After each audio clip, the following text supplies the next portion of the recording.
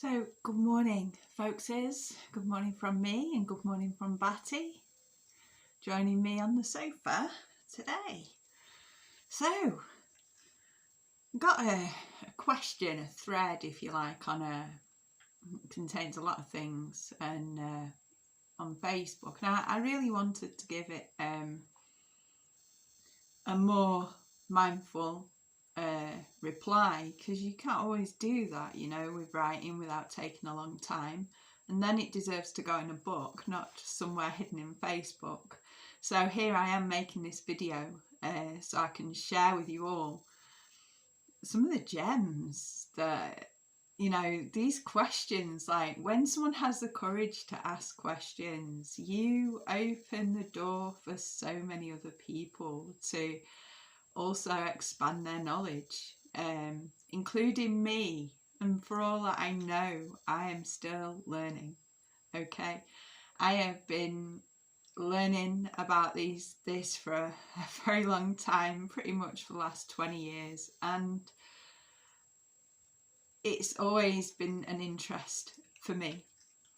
So grief, when I realised grief was pretty much everything, every emotion, and it wasn't limited to the 7 steps and things like that, it was like, wow. But these are ways in which we go off things. We like to have a system that we can rely on, so we can go, okay, so I recognize that, it must be okay, because we like to have to give ourselves permission.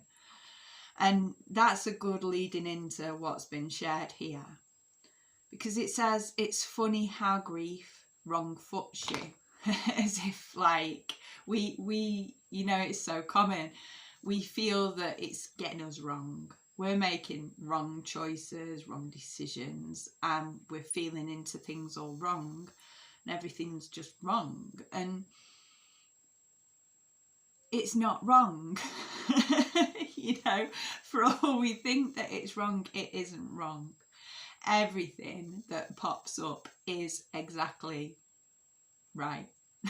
Yeah, it's all, like, I want to say it's all perfect, and it's like, how can that be perfect? It stinks, like, and yes, it stinks, it hurts, it's like a tsunami, it rides like if you could be a surfer with grief, then you're getting somewhere near to, but then you get a wipeout wave, and that's it, you're down again. So it's really interesting to look at what our beliefs is around grief, which is the loss of something familiar to us, and bereavement, which is when we've experienced a death, as in not a death as in a loss of a stage of our lives, say, like grief can be, but when something like a family member or a best friend or a pet transitions, that leaves us with a huge dose of bereavement, and within the bereavement is grief. So when we're grieving, everything that happens, as much as it feels like it really shouldn't be there, we do ourselves a disservice by telling us it shouldn't be there and it should be some other way, because the truth is, when we suppress everything, it makes it last 10 times longer, like maybe a million times longer. I don't know, some people can be just stuck in that grief for a lifetime. And although grief lasts a lifetime, it doesn't have to last at the consistency that it is. Like bereavement is, I've been saying recently, bereavement's like wading through really thick mud. It's like, feels like sticking and stuck, and like you're kind of trapped some way and you can't get out and you can't feel your way out, and there is no like solution because you just feel stuck and powerless, and that is all part of the grieving process. So although it's a common perspective that grief wrong foots you, it really is not the case at all. It's perspective. It's our perspective, which sucks. It's like, why are we doing this to ourselves? Well, this is what's called being a human being, living a human experience where everything is, well, human. And what we're trying to do is protect ourselves from any more emotional pain. Emotional pain can hurt us just like physical pain, believe it or not. It really genuinely can. And that's why it hurts so much. So we've got to learn to be really kind to ourselves and have mercy on ourselves at these times, and recognise that the more grief we're carrying, the thicker the mud. You know, and the harder it is to see anything because we're so stuck. We're in a state, fight, flight, freeze and fawn. We're stuck. We're in our limbic brain. We're at that part of our brain where we can't think straight. Our prefrontal cortex, our logic and reasoning, it can't come online. It can't. It feels under threat. The body feels under threat. Everything's different. What we think and who we thought we were completely changed, and sometimes just so soon. And sometimes all we feel is numb. Pause is also joining us on the sofa. So the next bit is like, it says, I've tried to prepare for it. Like, I really want to get you and sit you down on the couch with me, because for all we want to prepare for something like grief, we're already grieving. And that's how it is. Like, if you're alive, you will be grieving in some way, and many people will be like, nah, like, I'm not grieving, there's nothing up with me, like, and that's because that's the way you seem to think that things are. You might be thinking that grief is bereavement, and grief isn't bereavement. Grief is a part of bereavement, and grief is all those times where you feel it should have been a different way. Grief is that sickly pain, that sickly feeling inside you that makes you feel things are wrong. Grief is that thing when something feels like it's missing, when things don't make sense, when you're kind of like unsure and uncertain and so confused because you're sitting in this whole world of not knowing, because you're looking at life thinking, like, where did it go? Like, what happened to my health, or what happened to my job, or how did I get to this point? Like, grief is depression. Grief is where we suppress our feelings. And I could go on and list a whole load of stuff. But please, we are all grieving. And we need to prepare for bereavement, and we need to raise our resilience so that as more things come along in this life that we get familiar with, because we do, this is life, we experience life, we have people that come and go in our lives, we have jobs that come and go, our health comes and goes. There's so much things in our life, like our favourite mug, you know, if we've got a favourite mug, like my favourite mug here, like, can you see? My favourite mug from my, there we go, my favourite mug from my mum. It's so precious. Like, when that goes, I'm going to grieve. So we've got to be aware that our grief is for the feelings of all the things that, like, we can grieve our dreams, so, and our belief systems. So really, like, the only thing you can do is acknowledge where we're at now. And we've got to look at where we're at now, and that would be here. Every single one of us is here. And we think, well, what time is it? And we look at our watch, and our watch says the time is now.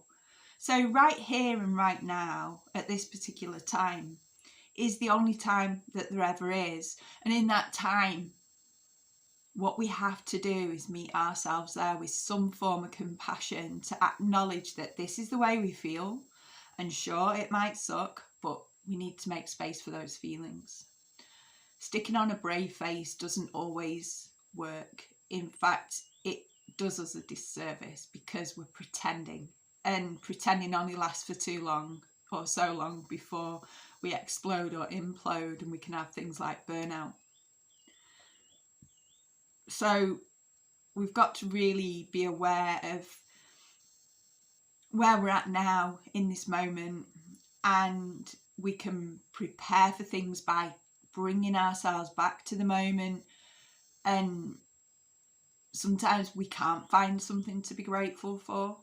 Like, we can't without someone to guide us because we think it's impossible. And sometimes the world just seems so unfair and we don't want to live anymore. And that is also part of the human experience. Not many people could get to the end of their lives and think that, and say they've never experienced that and speak honestly. But the more pressures we've got, the more grief that we carry, the more stuff, the more mud we're wading through, the harder it is to keep that hope and faith alive and keep moving forward. And it's times when we start to question what is and what is in the here and now, that if we can't bring ourselves back to ourselves, and we can't just feel better after a walk, and we need to find some help and support. So we need to find ourselves a grief counsellor, or a bereavement counsellor, or we need to find someone who is in alignment with what we believe, because maybe you're religious, maybe you're not religious, and we need to find something that aligns with what we're happy to do, what resonates with us, so we can take on a new part of our journey and embrace the grief that we're feeling into our lives. So we can prepare ourselves for bereavement, but the best way to do that is to raise our resilience. So we need to have a practice. Practices can come through many different things depending on our belief systems, where we can meet people and maybe learn things like tapping. EFT is a brilliant one. Other things like mantras. If mantras aren't your thing, maybe mindful drawing, painting, grief writing, dancing. There is so many ways that we can process our grief that is safe and that is happy. Some people want to go to the gym, some people want to reach out in nature. Find someone to talk to and discuss things and find what resonates for you. Like, we're all different. Like, isn't it a blessing that we're all so different? And we can find things that sit right with us, that we enjoy doing, or we can almost enjoy doing, that become a practice. And as we practice it, we're making space for the grief. The mud gets less and less sticky. It gets easier to move through. We have more space, and it's easier to be with ourselves and move forward just to a different space. Like I say, the grief is never going to leave. Never. Our relationship with the grief changes. We're never going to forget these people that were part of our lives, and they still are a part of our life. But how you feel now in this moment is not how you're going to feel in a period of time from now, which is always unique depending on the person we're talking about. So, like I say, you're not going to prepare for grief. Grief's already in its plentitude. And if you want to look into the types of grief and understand excuse me, why it's a thing, please check out my book, Meeting Your Grief, because it's a real simple, easy to read book in large print, and you can have it. It's like stick in your pocket or something, get it on Kindle, download it as an ebook, and you've got that understanding of breakdowns of grief and what it is and what bereavement is and how you experience it and how it shows up, and little tools that you can do that are really simple for everyone, you know. So it's all there in the book, and it's about £6 in pounds, UK money, 99 pence I think, or around €1 in euros. I can't remember how many dollars it is, and if you're on Kindle Unlimited anywhere in the world, it's free. So go and treat yourself to that. It's low price, so it's accessible for everyone. There's lots of ways that you can meet your grief. So yeah, learning new ways to manage, network and raise your resourcefulness, like what I explain in the book, helps make things easier, and it shares the weight. So it redistributes the weight, if you like. If you think of yourself as a car, if you've been unpacked a bit, you know, you're going to steer a bit wrong, aren't you? Well, just think of it as you're managing your grief, you're just packing your car in a more balanced way. So when you're driving, when you're moving, as you're going through life, it's going to be way more smooth. The next question or section of this writing, it says, I admit I can't love them with all the abuse they've hurled at me over the last 62 years.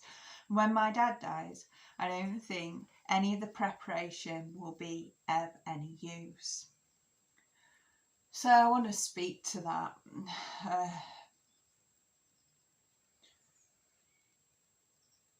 It hurts. It hurts when someone that you love, or you're trying to love, you're trying to care for, you're trying to help them out at a really challenging time, and they're being abusive. And it hurts when they've done it for a long time, and sometimes we feel it's our duty to stay, or if we don't do it, who will? And for whatever reason, we're in a situation where we're really trying from the depth of our very being to be present, to provide care, to provide space, to manage the quality of life of someone we care about at a really difficult time.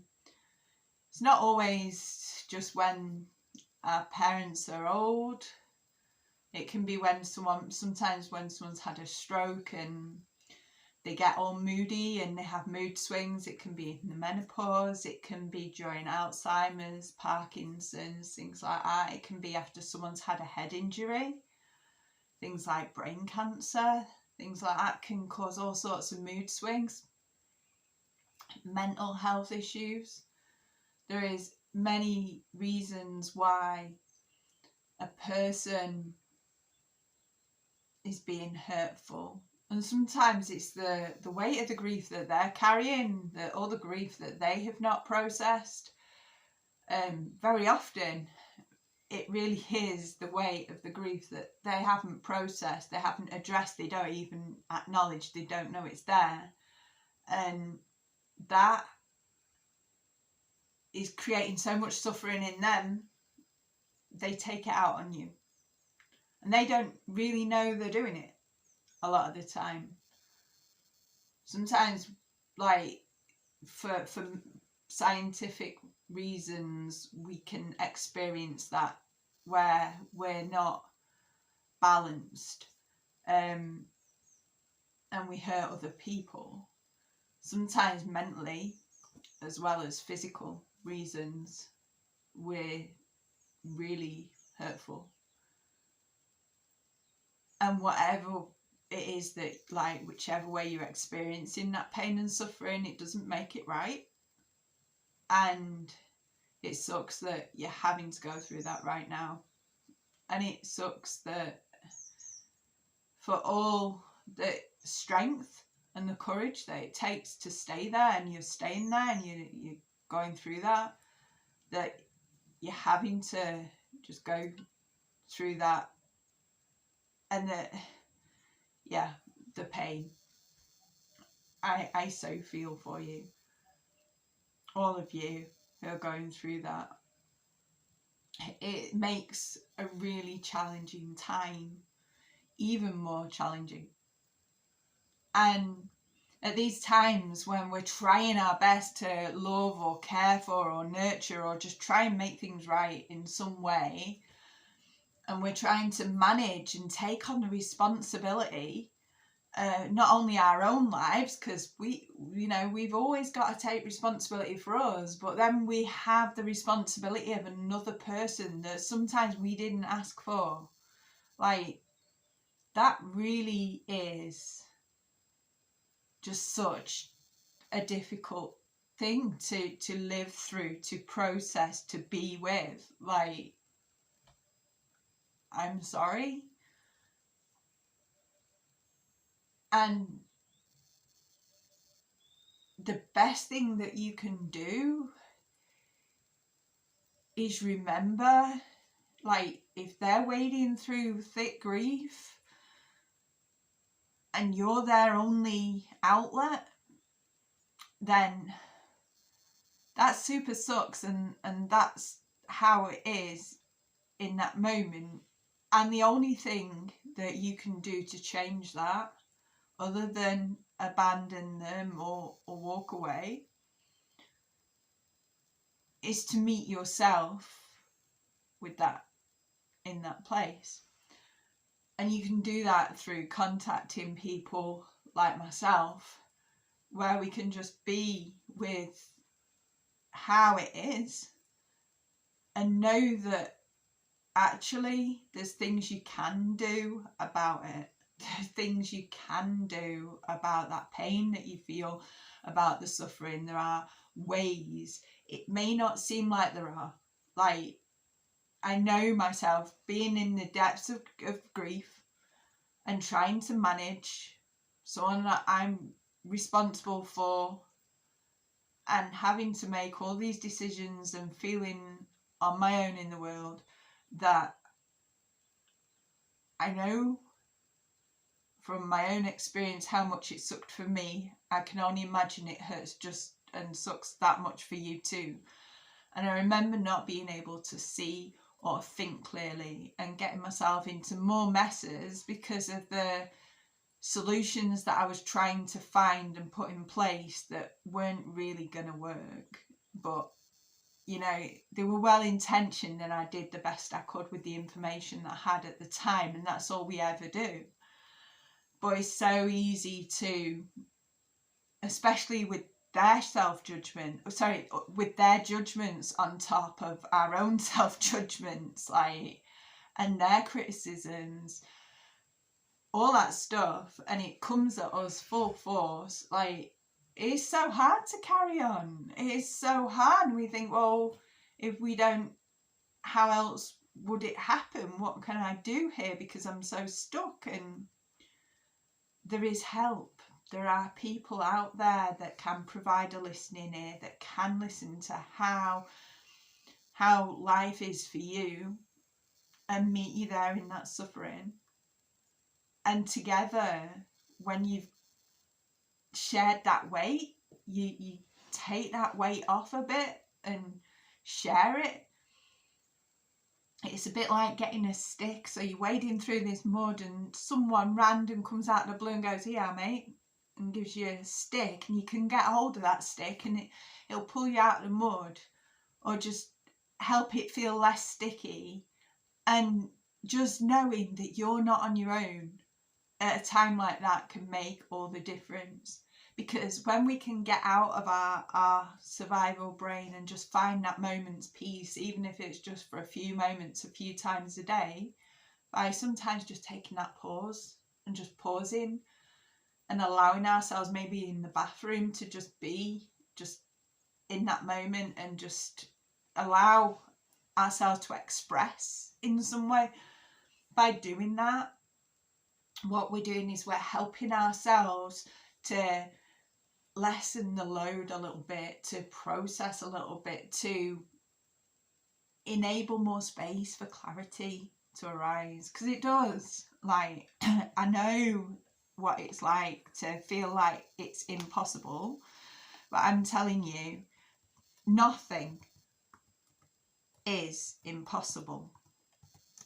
It may seem like it, but everything is workable to a certain degree, and it's finding the degree that is workable to that serves the highest good. So when you're suffering like that, that's your truth. You feel you can't love them, and I honour that, and I honour your pain, and the fact that it goes on for such a long time and it seems endless, and all the preparation for trying to do things, it doesn't seem like any use at all. But there's only so much grief that you can carry, and you can't prepare for more grief.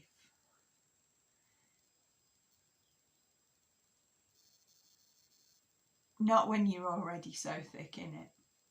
Basically, when you're so thick in the mud, it's like being in sinking sand and then being hit by a tidal wave.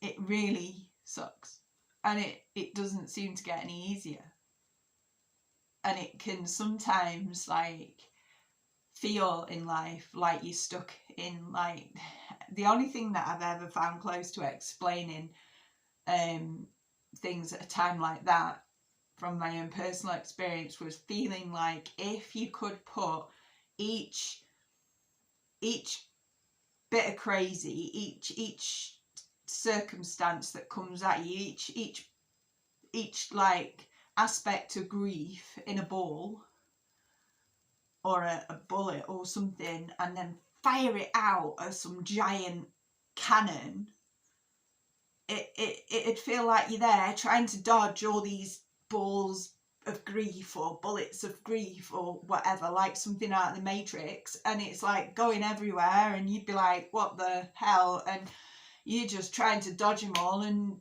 you're gonna get hit. Like, some are gonna hit you. You're not gonna dodge them all, and it's harder to dodge anything when your feet are stuck in the mud, you know, they're stuck wading through the grief. And when it's at times like that, you're so overwhelmed with everything, it doesn't seem like there's a way out, doesn't seem like there's a solution, doesn't seem like anything's workable. And the only protection mechanism that we've got psychologically is to kind of numb ourselves to what's going on, and we harden our hearts. Like, we have to try and protect ourselves in some way, and we shut people out, and we close down, and we stop communicating with people, we stop trying to express ourselves. We just feel so low, we're stuck in that being. And it's important to know there is someone with a stick. There's people like me with a big stick saying, hey, here's your stick, come on, let me help you. I'm gonna help you. I'm gonna walk with you right now. I'm gonna stand with you while you're in this situation. I'm just gonna be here, and I'm gonna offer a listening ear, and I'm gonna help you find ways of tools that work for you. I'm gonna help you manage your grief, like, by doing that together with my support, with the support of someone else who's got a stick, you know, that's going to help you and meet you there in your suffering, then what you're going to do is you're going to be able to share the weight. You're going to get out of that. You're going to find out what's workable, what's not. You're going to be able to be more present. You're going to be able to be more present for those that you're caring for, because you're going to be able to be more present for yourself, because you have created more room by reaching out and taking the stick that's offered. You are making more space for your grief. You are sharing the weight that you're carrying. Like this stick, it says, come on, I'm going to pull you. I'm going to help support you here. I'm not going to carry it for you, but I'm going to help you carry your stuff. I'm going to help you unpack and repack in a way that's more balanced and smooth, so that you can get on with living your life in a more workable way, a more manageable way, a kinder way, a more merciful way. And you know, sometimes you have to do that. Like, you have to reach out to another person, because we are interdependent as human beings. We need other human beings to survive, whether we like it or not. So at some point, coming out of your cave, coming out of your hibernation, and just reaching out just to a trusted person, that is where you're going to get your answers. So it is possible to get out of the shit that you're in, whether you put yourself there or not. You don't have to walk away, and you can even learn to be in these things and go through these things with an open heart, and not keep getting knocked down by it. Like, I never thought that was possible. I really never did.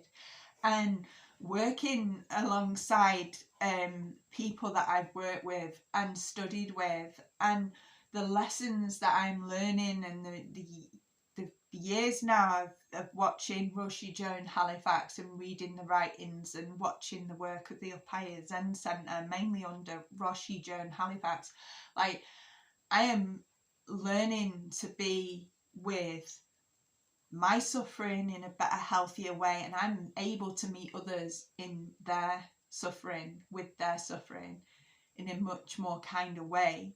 And I'm still learning, but the difference it's made, the amount of the turnaround in my life because of that work, I can promise you that when you're willing to put the work in, things get better. And the weight you can carry, it's like going to the gym. You end up carrying £100 weight and just, you're cool with it, instead of like struggling to even move from the spot you're in. So I honour your truth, and I don't want to deny that or take it away or belittle it or minimise it in any way. I fully honour that, but no, there is a way out, and this is workable, okay? So if you want to make time and space for you, then that is gonna, and if you think there's no such thing as time, I can't get time, I can't find time, I can teach you how to make that workable too, because that is something that we tell ourselves and we just don't realise. And by sitting down with someone else, you can sit down and look at things and you're like, wow, I never realised that was possible. So you're able to reorganise things in a way that you didn't think was even, and you find things are much more workable again for you. So that's an awesome truth, really. So this second to last, I think it is, statement here was, the whole family are expecting it, but my mum and dad can't even touch the subject obliquely, not even euphemisms. So the elephant in the room, especially with I'd say some of the older people, but do you know what? I think that's one of my limiting beliefs, or a commonly held limiting belief, because some of the people that I have learnt off, like Roshi Joan Halifax, 80 years old. Like, Ram Dass. I can't even remember how old Ram Dass was. Thich Nhat Hanh. Like, these are 3 people that I have studied with, like, and done lessons under, like classes under their teachings and their guidance. And they have brought so much wisdom and so much guidance. And they've proved to me that like, it's not age, it's more perspective and belief systems. Like, if you're open to the possibilities of something more than what you think in the moment, and you like poke it and see, kind of like check it out, you will be amazed with what you find. Like, I can be amazed every day, numerous times a day. Like, I can hear something and I was like, no way. Or I get to a different depth of understanding what I thought I already understood. And it just keeps going, and then I keep learning more and learning more. Like, we just never stop learning. And this learning thing is so fun. Like, it doesn't have to be a chore. So people believe what they experience as truth and what they're conditioned as truth. So what they see in the movies, what the belief systems like religions tell them, what the mental belief systems are and patterning, what we grow up with, things like the movies that we see, the books we read, the rubbish we come across on social media, the crap in the newspapers. Everything's pretty much biased from one source or another. And it's trying to open up our landscape of our mind and really feel into, is what I'm seeing the truth here, or is it off balance? And death is something that we don't often like to see or acknowledge, because it reminds us that life isn't permanent and that things that we like go and things we don't like go as well. And we're really quite happy to like, oh yeah, that's great. But we still grieve them when they're familiar to us. So, you know, we can grieve the loss of a family member even though they was abusive. And we can be surprised and taken aback by our grief at these times. So death is something people don't really know, people don't really explore. And illness as well, especially things like cancer. Like, on my own cancer journey, you mentioned cancer.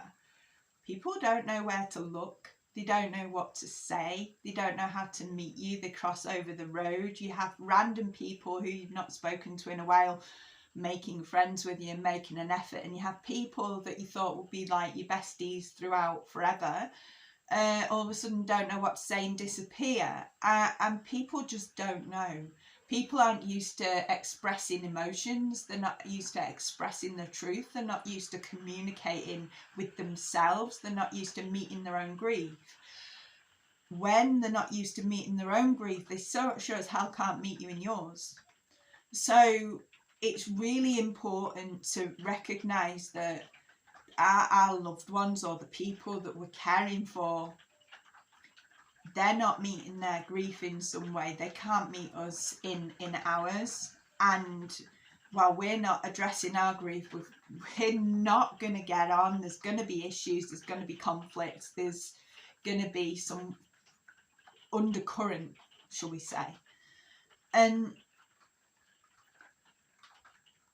we need to look at how to talk to ourselves and meet ourselves and our beliefs around death and grief and bereavement and loss of things, and coming to terms with life in its many forms, especially things like intergenerational stuff. So when our parents are still grieving what happened to them, or their grandparents or their grandparents' parents, they carry that grief and pass it on to us, and we're still carrying it and behaving in a way that we learn from them and they learn from them, and it carries down. We get things like racism and stuff through that kind of thing.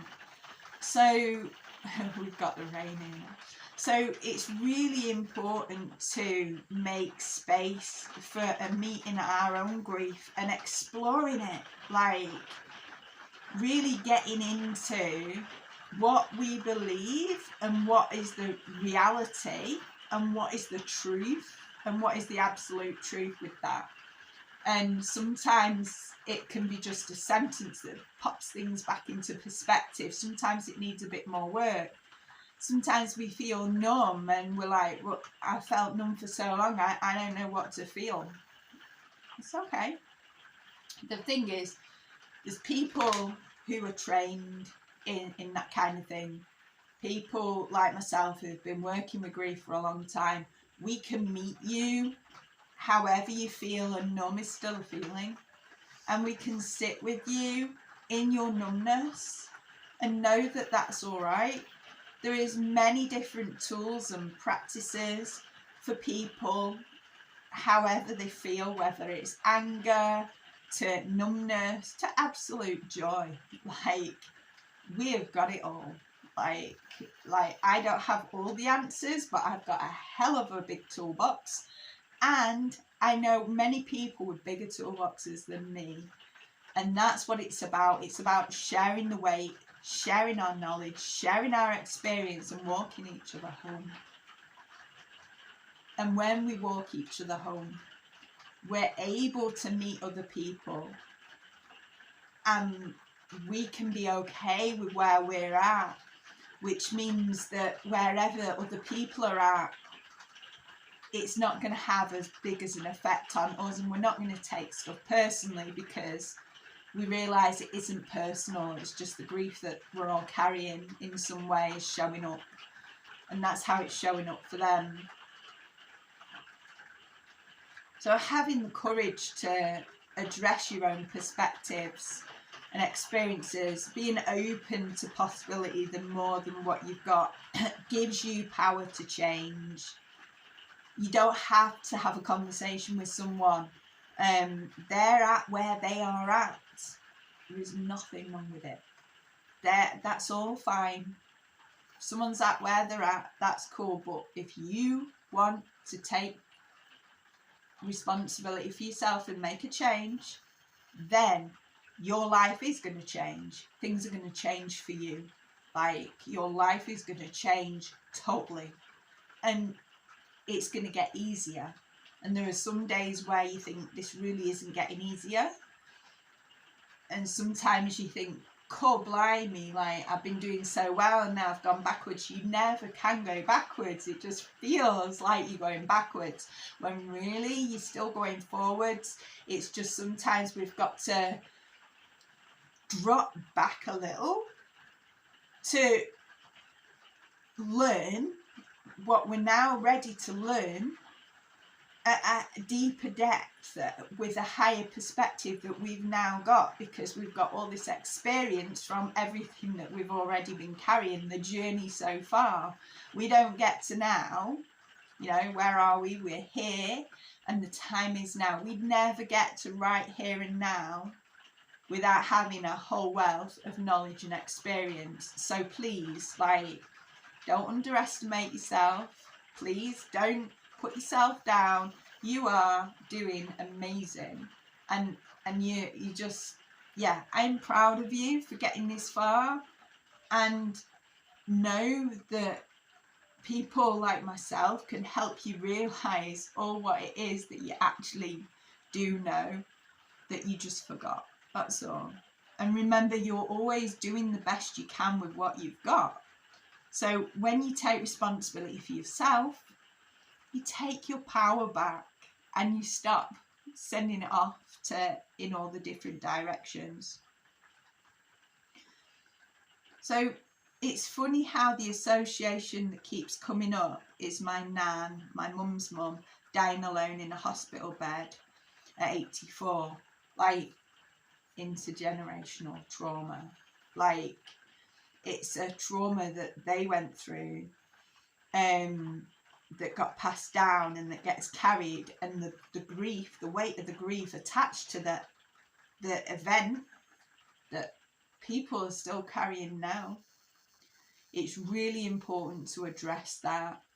Maybe not with them, but in yourself. And maybe it's possible you might get to a stage where you're able to have a conversation where they too can release their grief or process their grief in some way around that. Nothing is impossible. So be aware that we can find out our own truth by looking at what is real, what is true, and what is absolute truth. We're looking at our belief systems around what is told, and we're able to meet ourselves, and that enables to meet other people where we are. So that was the next thing. That was 35 years ago. My mother had been effectively abandoned to the side of the caregiver by the family. She took my granddad to see him in hospital, and I doubt they ever expressed anything beyond stilted euphemisms during this time. You see, particularly like the Victorian age of people, a lot of them were taught not to really question things and to just get on with it. You know, it's a very British thing. We're known for just getting on with it. Well, we really screwed ourselves over. And it's time to stop getting on with it and start putting on the brave face and just start, like, giving ourselves some just love, meeting ourselves with that loving kindness, being with ourselves in that moment, and just realizing and recognizing we deserve so much more, and we don't have to have that kind of attitude anymore. It helps to talk, it helps to express, it helps to find a way of doing that. And some of us don't have words. There are so many ways, so many tools which will help, like things that get passed down, things that are connected to trauma. So events that have a major event, or what was a major event to the person. It might not seem major to some, that's down to perspectives, but if someone's going through a major event that they're still carrying now after some time, then that was a trauma. So they're experiencing now a trauma pretty much the same as when the trauma happened. And things like abandonment is a really big one. It's really common in society today that people are experiencing a sense of abandonment, and it's something that can be worked on. It's something that you can work on in you, and maybe again you might be able to help them work on theirs. You might not, but you can stop it being passed on. You can get a different understanding through enabling space and time to work on this stuff. So it's all grief, it's all grieving, it's all suppressed grief, and the stories can be different, but the grief and the types of grief are all the same.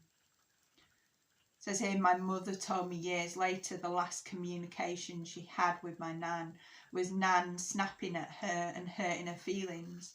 And then my mother left the hospital that afternoon, drove 25 miles home, and my nan never saw a familiar face again until she died in her bed, in her sleep 2 nights later. Such pain for my nan and my mum. Absolutely. Like I say, like, it's grief. And it's surprising how many things are grief, but they really are grief. So when we look at things and we recognise that this is the grief that we all carry. This is the grief today in the here and now. We're meeting our grief now that happened generations ago. We're experiencing feelings and empathy for those who experience things maybe firsthand, and we're also experiencing things from our own perspective, so we're putting our edge on things, and it becomes the story we tell ourselves, and it builds up our perception, our association with death, hospitals, arguments, leaving people. And it also builds up shame and guilt, because our thinking that we've done something wrong, or someone's done something wrong to us, or we've behaved in an inappropriate way. Like, shame and guilt are a huge subject that if I go into it, but know the part of grief, and shame and guilt are things that can kind of keep us stuck in our grief, and they stop us reaching out for the stick. So if someone's going, here's the stick, and you're going, nah, it's all right. Maybe you feel like you deserve the grief. Maybe you think you deserve to be stuck in the mud that you're trying to get out of. But yeah, you'll only get out of it if you do it yourself, because you don't want to bring someone else in and get them to help you, because you just couldn't handle carrying that weight. So it's really important to honour yourself. If someone's reaching out, like, please do take that branch. There, when you look at the grief that you carry and you address things like your feelings around, like feelings and emotions around the stories that you tell yourself, you will find a hell of a lot of relief in finding out new truths and new directions and exploring the real truth. You're going to be able to set yourself free. Like, it may seem like bullshit. It really isn't. Blaming is bullshit. Like, when we blame other people, that's grief too, you know? We're trying to get rid of, like, not being responsible, you know, put it on someone else. We need to take responsibility for ourselves. And ourselves is pretty much all we can be responsible for. When it comes to something outside, or something that's, say, our duty of care, so, like, when we've got a child, we are responsible for the child, we're responsible for us, but it comes to an age of the child, or when the child reaches a certain capacity, they're able to start taking responsibility for themselves.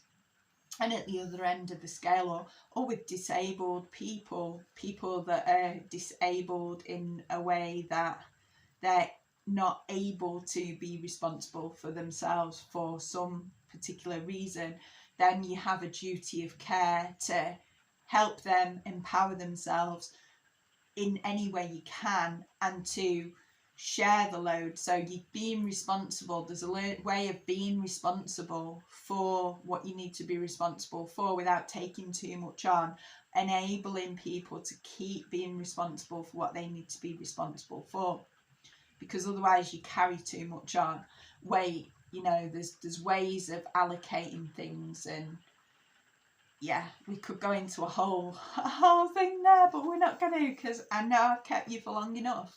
But I really want you to know the importance of sharing the weight, making the time. It's here, it's now. There is time here and now, in the here and now, to meet yourself where you're at, to meet grief, like, allow yourself, giving yourself permission, like, to just take that stick